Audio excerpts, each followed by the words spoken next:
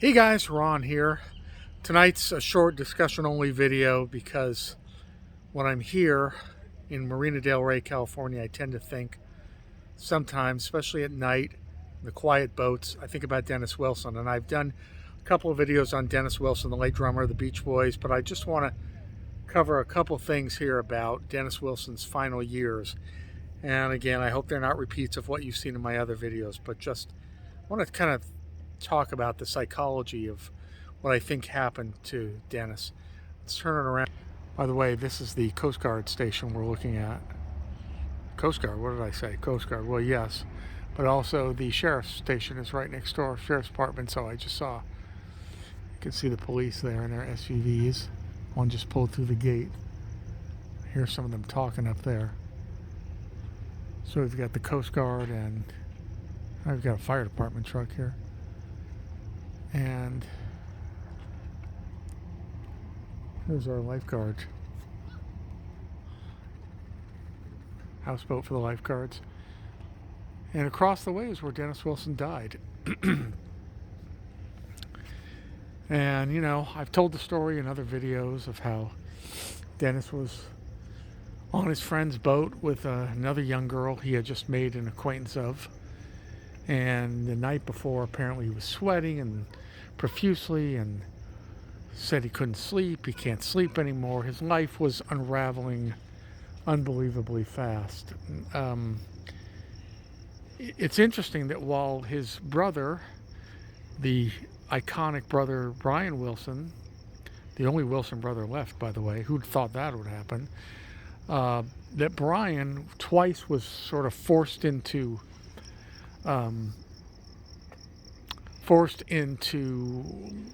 having his life basically controlled by Dr. Gene Landy, once in the 70s and once again in the 80s. And Dennis actually, brother Dennis, apparently was threatened with Landy, but they were going to put Landy on Dennis because Dennis was so out of control with his alcoholism at that point, and his blackouts, and relieved of his driver's license, so on and so forth.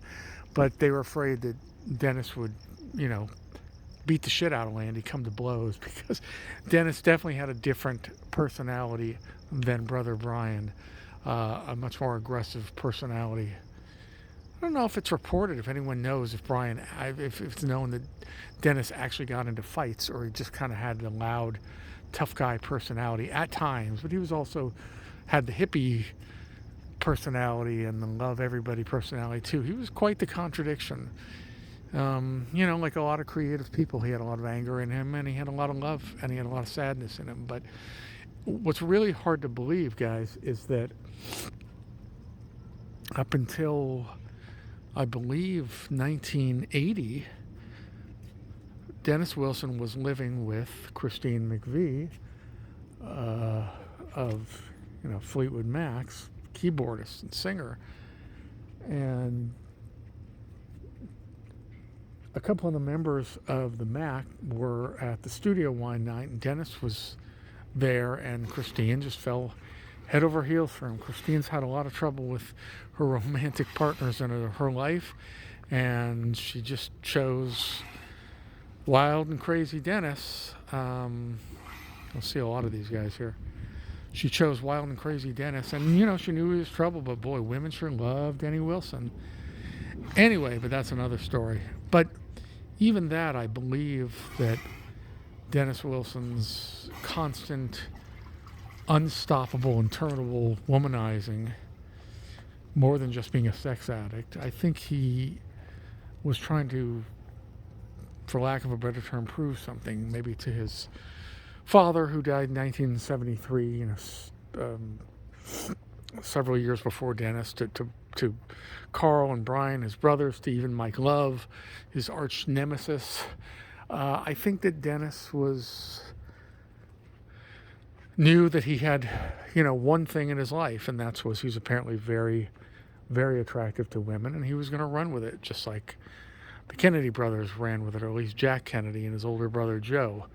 But they had a lot more going for him. I think Dennis, in his insecurity, felt that that's one thing he had, and he was going to run with it, like I said, and he did. And proved that he was, a great man, at least in one fashion. And I think a lot of men do this, especially men that feel maybe they're a movie star one year, and a few years later they're a so-called has-been or a musician, same thing. And I think the way to keep their ego in check is to have a lot of women, have a lot of notches on their belt. Also, men that are emasculated by a wife or a girlfriend, I think, tend to lash out and do the same thing. I think Dennis probably wanted love. Like I said, he was with Christine McVie. My first point was, it's hard to believe that Dennis was with Christine McVie up at her Coldwater Canyon multi-million-dollar house until she finally had to throw him out. His constant womanizing, burning down. I think he burned the pool house down accidentally, or the guest house. Smashing up her car, mostly the constant womanizing. But, what do we say? Did he blow it? Or was Dennis incapable? Or maybe Dennis felt emasculated because Christine was so wealthy and so famous and with a bigger group than the Beach Boys, for sure, especially in the late 70s until 1980, Fleetwood Mac. Maybe he felt, the pressure was too much for him. And maybe he was acting out. Who knows? But it's that Dennis went from living the high life with Christine as his benefactor. I mean, she was really supporting him, basically, to basically living on the streets within a 2 or 3 year period. He couldn't afford drugs anymore by the early 80s. Let's say by 1981. He couldn't drive anymore because of numerous blackouts while being drunk. So because he couldn't afford drugs, it was all alcohol at that point, and he was a raging alcoholic. And it's really too bad, because if Dennis could have gotten into treatment, who knows? Maybe he would have been able to clean up. Therapy, like prolonged therapy. He did go see a female psychiatrist, but of course he later told a friend of his that he only went because he wanted to see if he could seduce her. And I hope she didn't fall for it, because that's really bad. That's really verboten, forbidden to do that with a patient. Anyway, but who knows? Denny could charm anybody.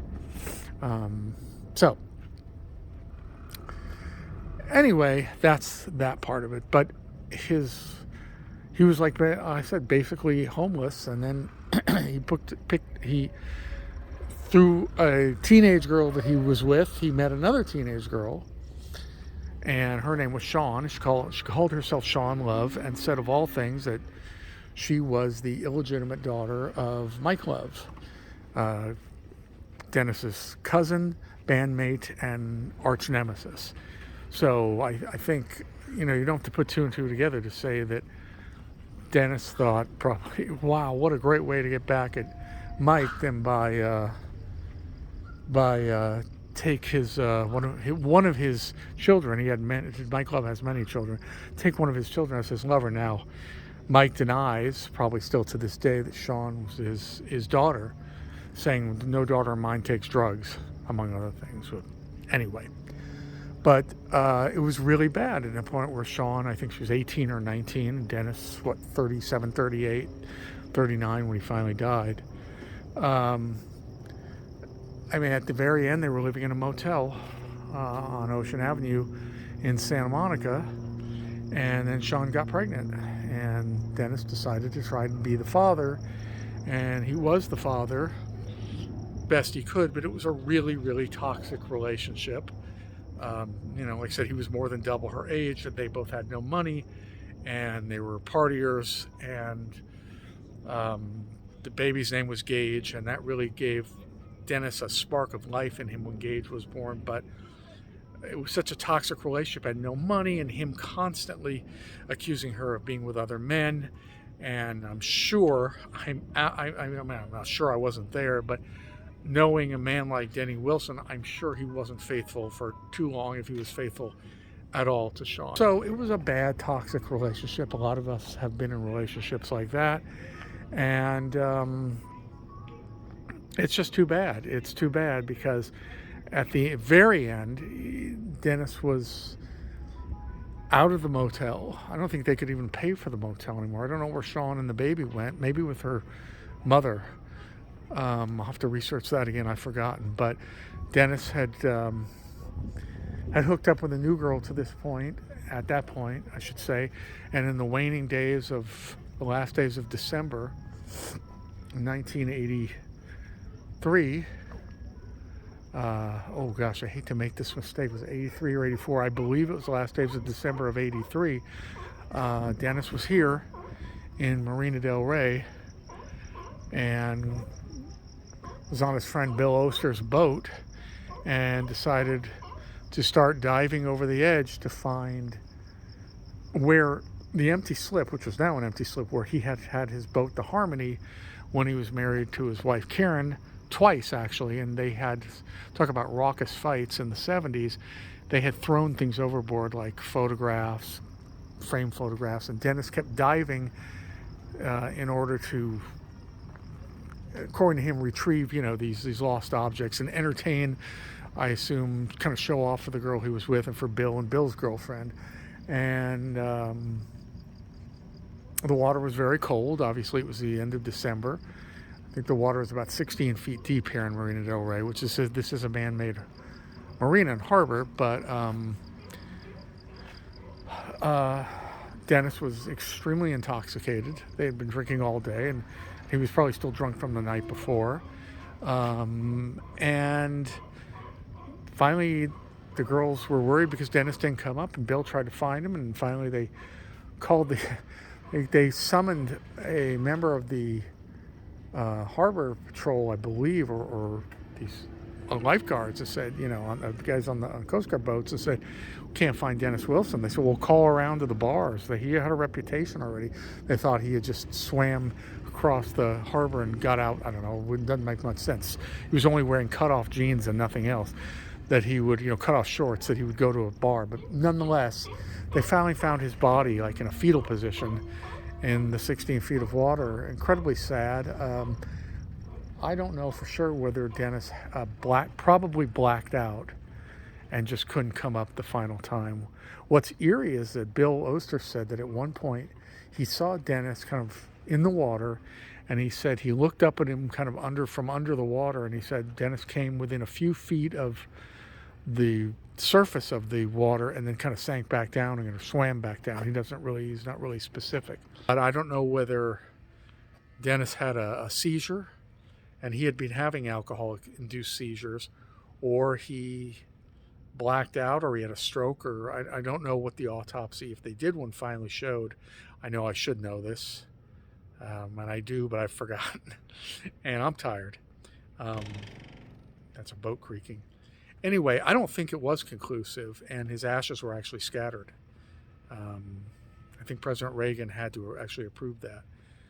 Anyway, it was a very tragic end and a very sad end. Who thought that Denny Wilson of freewheeling Dennis Wilson of the 60s would end up penniless, barefoot, looking like, they said he looked homeless, and big puffy face and stomach.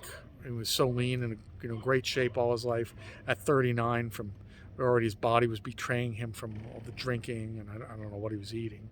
And he had given away and lost 90% of his money, or 99% of his money. And certainly his involvement with the Manson family was a scar apparently on his psyche mentally that people say never healed. In fact, they said that he was given a dose of LSD and that it was so powerful from the Manson family that he basically never recovered. His brain sort of short-circuited.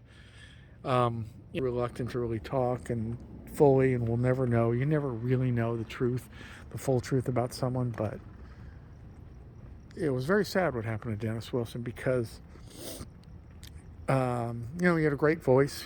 He had put out a album in 1977, I believe, called Pacific Ocean Blue, a solo album, 76 or 77. And he was working on another one called Bamboo, but it wasn't finished because he just wasn't in shape to do the work. And Dennis was just a tragic, tragic figure. All three brothers dealt with the trauma endured, mostly people say, by their father, Murray Wilson.